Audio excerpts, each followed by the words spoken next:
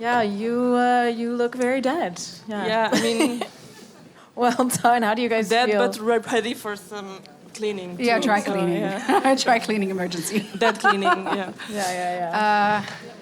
Yeah, I mean, it was a wild ride. But I enjoyed it a lot. Well done. Kudos to being able to sing while straddling her on the piano bench. That was pretty impressive. Thank you. That was amazing. How did you guys come up with this program? Well, I mean, yeah. we just wanted to really focus on, I think, the intimate nature of this art form. It's really just a singer and the piano, but it has infinite possibilities. And I think we really wanted to stay very true to this analog without any extra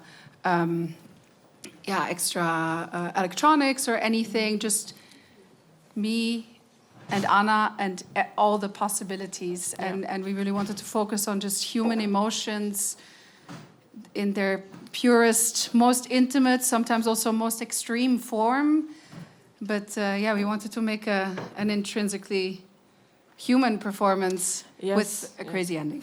Yeah, and we wanted to kind of have a storyline in which we don't have to fake anything, besides death, but it is also a metaphor for all these wrong relationships, and it is kind of a death of a love in that sense. And I think a lot of elements that were in the program itself are something that probably most people can relate to, the way they trusted someone, the way they were left when they feel the safest, and all these elements, we wanted to have them very raw. Yeah. In that sense. And you guys call yourself a performing duo, is that correct? Performative, yeah. Performative duo. Can you explain what that means exactly? Yeah, so all the music where we didn't play nor sing, it's what they call in the contemporary music world performative music, where you are not really... I'm not. She's not at the piano, and I'm not singing. But still, it's music that expresses a lot, and that has its own music. And I think calling ourselves a lead duo just didn't feel like. Because we want to really explore those boundaries, like what are our possibilities in storytelling in different ways, using different tools. Yes, and I think that we have this. Approach that all the music is kind of performative, and we wanted to kind of use these purely performative pieces as a glue to show the performative capacity of all the other music. So that was... Well, I really admire you guys' ability to work in this performative, and in a way, they all have a humor element to them, right? To tell a story that's so serious. Yeah. And humor can be this very, disarming thing to tell a broader story, a broader, more serious story, but it can also be a way for people to run away, to kind of avoid things. Did you guys encounter this duality in your preparations? Totally. Absolutely, yeah. I mean, it was very important for us to also have funny pieces, because humor is so important, and as you said, it has different. It stems from different things, right? Like sometimes you use humor as a mask because you don't really want to show your own emotions. Sometimes also we have a lot of fun while rehearsing as well. Like it's also part of who we are, and I think we as musicians, we take ourselves so seriously all the time, and I think times where, maybe this is a bold statement, but I do stand behind it, like times where we want to show that we've understood Schubert better than Schubert himself, like you can still respect the composer and really bring your own thing. And this is what we need. We need real stories, real people on stage that don't put a wall between them and the audience, that are relatable. I think this is the only way that our art form will have a future. I do strongly believe that. Well said. Nothing to add. Can you explain the choice to put When I Was, our compulsory piece by Crumb Fidel, after you've already killed her instead of before?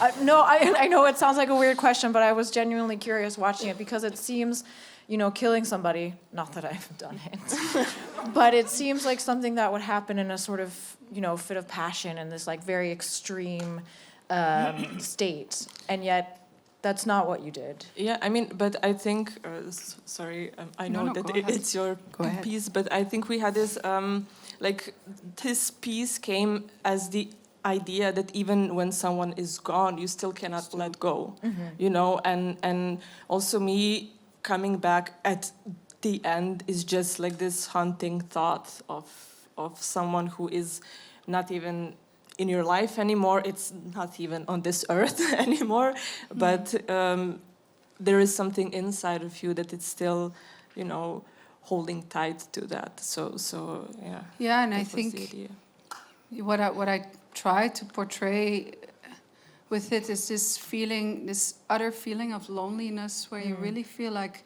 there's no other option. So it's not. I mean, I've also never killed somebody, but not all murders happen in a rage. They happen in very different states, and how we communicate with each other, how we are with each other, how we take care of each other, it matters. And I think also it's not only when I then killed you and sang the solo piece, it's not only Anna that keeps haunting me, it's also how do I live with my decision? It seemed like the only option, but where do you go from there after having taken a human life? And it can really haunt you, even though you think that it's the only solution to your problems, but it's not. It never is, ladies and gentlemen. Sorry? It never is, ladies and gentlemen.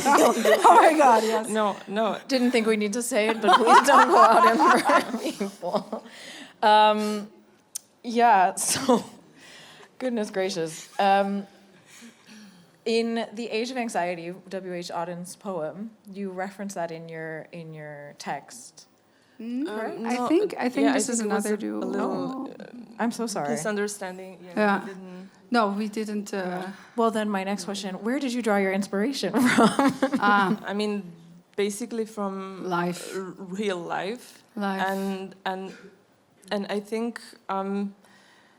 from the fact that we really, as a humankind, have to think about the ways we are loved and the ways we love people, and I think that all the horrible things that are happening in general are the lack of love and care, and the lack of listening, and I think that this kind of empathy, the core of it, is in one-on-one love, I think, and this is where everything branches from, and we wanted to show all these different aspects and how the lack of love, real love, can have fatal consequences. Yes, on very micro, but also micro and also micro level. So I think, it was the urge to tell something very real, personal. Yeah. Well, ladies, thank you so much. Thank you. Congratulations. You can go relax now.